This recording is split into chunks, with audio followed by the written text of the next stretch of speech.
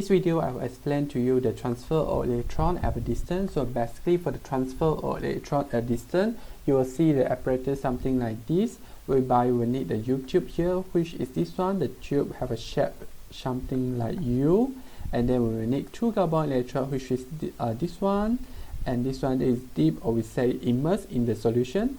That consists of the reducing agent and also the oxidizing agent. At the same time, we will need to use the galvanometer, and then I have the connecting wire here that used to connect the carbon electrode to the galvanometer so that the transfer of electron can occur. At the same time, I will use the dilute sulfuric acid, which is this one, the dilute sulfuric acid, that is used to separate the oxidizing agent and also the reducing agent. So here the reducing agent that I'm going to use is the iron 2 sulfate solution, and then for the oxidizing agent that I'm going to use is the acidified potassium manganate solution. So basically, for the reducing agent, recall that for reducing agent, it means that it is a substance that can reduce a substance, but at the same time it will undergo oxidation during the redox reaction, which means oxidation means it will release electron. And then for the oxidizing agent, recall that for oxidizing agent, it means that it is a substance that can oxidize a substance, but at the same time, it will undergo reduction during the redox reaction. So which means reduction means it will receive electron, or we say that it will accept electron. Next, so basically, the concept of the transfer of electron at a distance can be summarized as below. So here you can see this is the galvanometer that we were using in the experiment. So here, when there is a transfer of electron, you will observe that there is a diffraction of the galvanometer needle, showing that the transfer of electron is occur through the connecting wire. So basically, the electron will transfer from the negative terminal to the positive terminal, or we say that the electron will transfer from the reducing agent to the oxidizing agent. So recall that for reducing agent, it means that reducing agent will undergo oxidation, whereby there is a release of electron. So electron will move from the reducing agent to the oxidizing agent. So how you are going to know that the oxidation reaction and the reduction reaction have occurred? You can know by observe the color change of the solution. So say that here is my reducing agent, which is the negative terminal. So basically, the electron will move from the negative terminal. The direction of the movement of electron is from the negative terminal to the positive terminal here.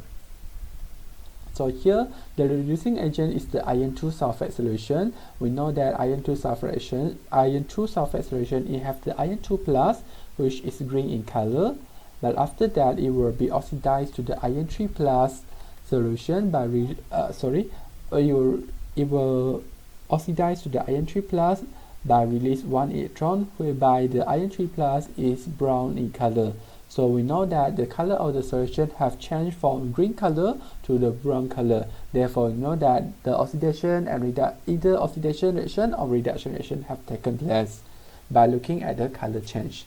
So basically, you will see here that we will be using the dilute sulfuric acid that used to separate the iron 2 sulfate and also the acidified potassium permanganate solution. Also, here, since we are going to use the iron 2 sulfate as the reducing agent and then acidified potassium manganate solution as the oxidizing agent, therefore the electron move from the iron 2 plus ion to the acidified manganate ion. Next, the transfer of electron at distance. So basically, for the reducing agent, as I mentioned just now, the reducing agent is the iron 2 sulfate. And then as for the oxidizing agent, is the acidified potassium manganate solution. So here, basically, for the iron 2 sulfate solution, it is green in color, but after the reaction, it will undergo oxidation, whereby the iron 2 plus will release one electron to form the iron 3 plus, and then the color of the solution will change to brown color, which means the green color will change color to the brown color. And then as for the oxidizing agent, which is the acidified potassium manganate solution, initially the color of the oxidizing agent is the purple color, but then after the reaction, it will undergo reduction, which means it will receive electron to form the manganese ion, which is the Mn2 plus. Basically, for the Mn2 plus, it is colorless. So the color of the solution will change from purple color to the colorless solution. So basically for the oxidizing agent, there are many types, there are several types of oxidizing agent. So basically the most common one is the acidified potassium manganate solution, but then you will see the oxidizing agent that you use will be sometimes will be bromine water or the potassium dichromate. So when we use the different oxidizing agent, the color change of the solution will be different. So recall, as I mentioned just now, for the acidified potassium manganate solution, when the reaction occurs, the color of the solution will change from purple color to the colorless solution. But then if you are using the bromine water, the color of the solution will change from brown color to the colorless. And then if you are using the potassium dichromate, the color of the solution will change from the orange color to the green color.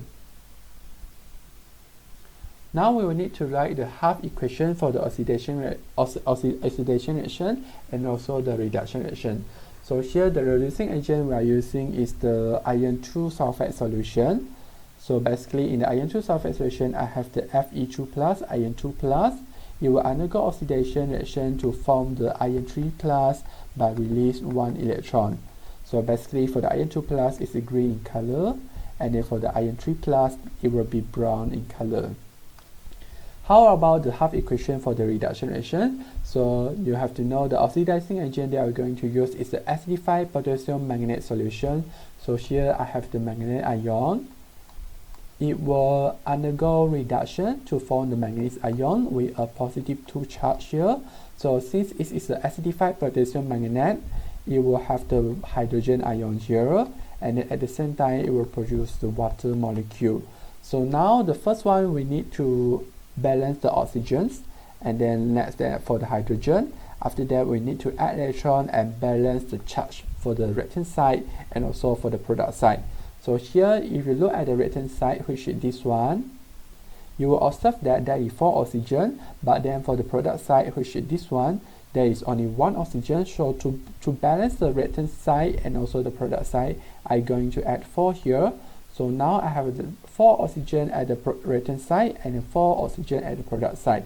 So now oxygen have done, we are looking at the hydrogen. So here for the product side, I have the hydrogen H2 multiplied by 4, which means I have 8 hydrogens. So to balance it, I will put at here, so it will be 8 hydrogen. Now I will add electron here. So now after adding the electron, I will need to balance the charge for the reactant side and also the product side. So here for this one, the manganese ion, it have a -1 charge. It have a charge of -1, and then for the hydrogen here, it have a charge of +1. Since it have 8 hydrogen, it will be +8. And then for the manganese ion, it have a charge of +2, and then for the water, it have no charge. It have 0 charge. So now I will need to balance the charge. So -1 plus with +8 charge, it will be +7. So here the reactant side, we said that the reactant part, the charge will be +7, whereas for the product side or product part, the charge is +2. So to balance the charge, I'm going to add 5 electrons here, so that it will be +2, which means +7 plus the 5 electron, which means there is a -5 charge. The charge of -5, it will become +2. So here I'm going to add 5 here. So the half equation for the reduction reaction will be MnO4 minus, plus we add hydrogen, plus with 5 electron, it will produce the manganese ion together with the 4 water molecule. So that's all for the transfer of electron at the distance. Thank you.